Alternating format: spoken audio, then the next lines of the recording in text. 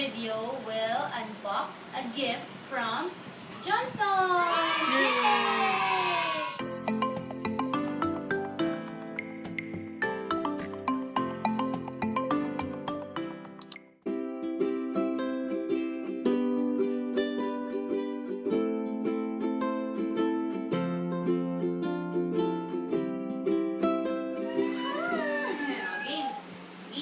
Open mo na, baby.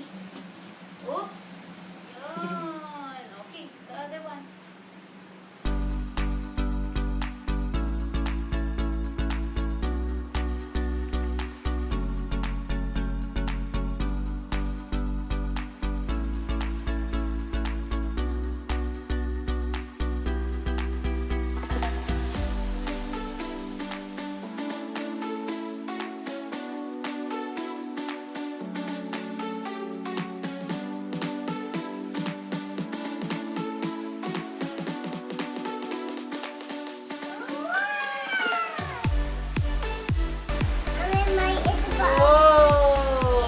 What's that, baby?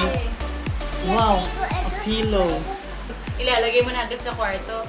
Yes, papakita namin sa inyo yung laman nung natanggap namin sa JNJXUN. So, sige. Una, ito yung pillow. Okay? And then, ito nga yung favorite product namin from JNJXUN. This is Cotton Touch Top to Toe Bath for hair and body. And ito yung Cotton Touch Face and Body Lotion. So, ito, gumawa na kami ng review for this. Link namin sa description below para makita nyo rin yung non-sticky test namin kung bakit nga ba namin favorite itong product na ito. Tapos, ito rin yung instruction. So, nag-include din sila ng instruction para sa DIY test kit for lotion and for body wash. Top to toe wash. So, ayan. Pwede natin itong i-follow. And ito yung DIY test ng mga brand X na pwede natin gamitin to compare itong JNJXUN's products. Tapos, meron din silang travel size.